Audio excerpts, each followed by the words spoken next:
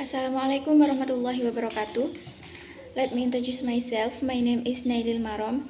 Here I will explain about chapter 4. So in chapter 4, it is discussed about some problems in equivalence, common mistake in translation, and then translation problems and solution. For the first is problems in equivalence. So as we know, each person have different manner way in face some problems. It is an established fact in translation studies that if a docent translator tackle the same poem, they will produce a dozen different version. So because of it, they will have different output or product. In trying to solve the translation equivalent problem, Newbert postulated that from the point of view of text theory, translation equality must be considered as a semiotic category consisting of a syntactic, semantic, and pragmatic components following Peirce's component category. And then next is about some problems in translation. Some mistake in translation, such as the translator leave out some of the text that appear in the source document, such as paragraph, sentence. Next is translator misinterpret the meaning of the text. And the final translation gives the wrong message because of the translator misinterpret. Next is the translator incorrectly identify abbreviation or misinterpret specific terminology. Next, also the translator include text or example that are culturally inappropriate for the intended audiences.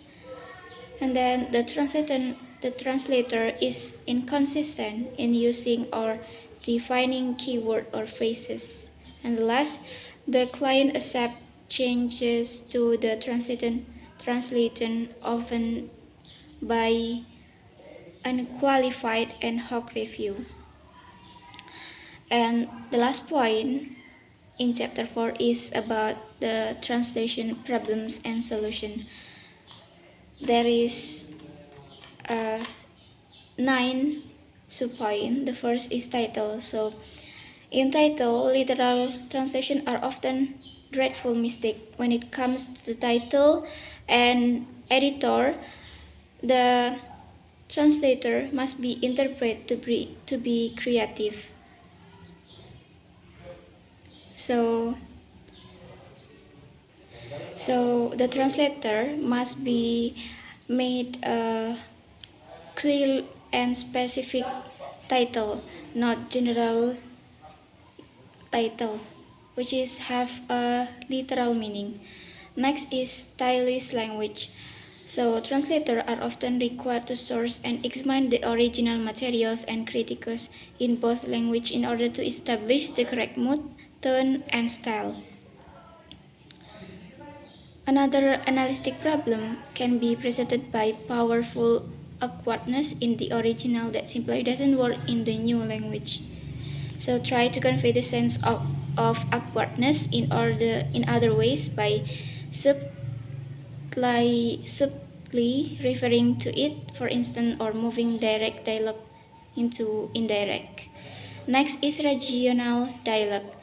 So some language need length explanation which can be cumbersome and force the translator to rely on glossaries and notes in order to provide the necessary explanation.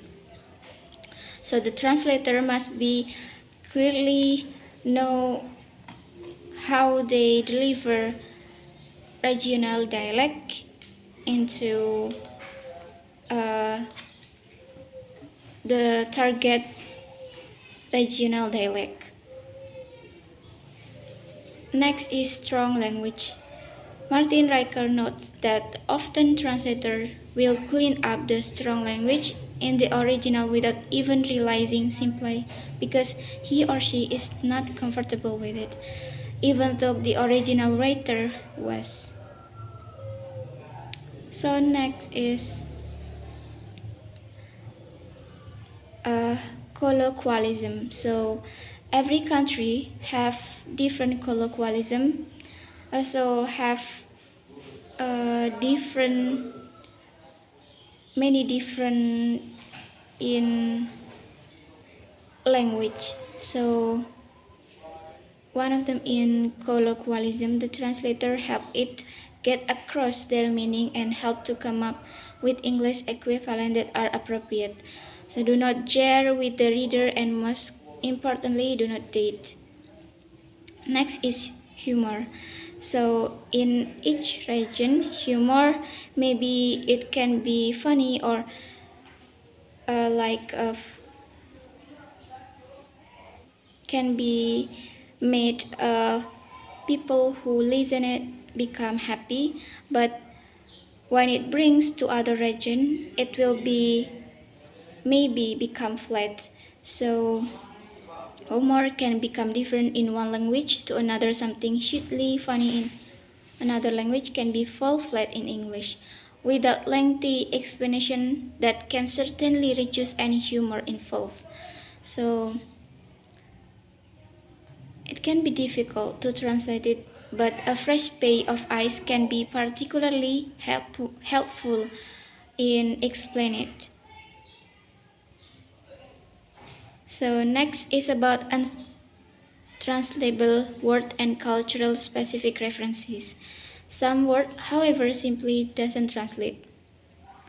Ross keywords usually prefer to leave this in the text and provide the reader with a glossary, which can serve the purpose of explaining more obscure geographical and cultural references without interrupting the flow of the text with lengthy description and explanation.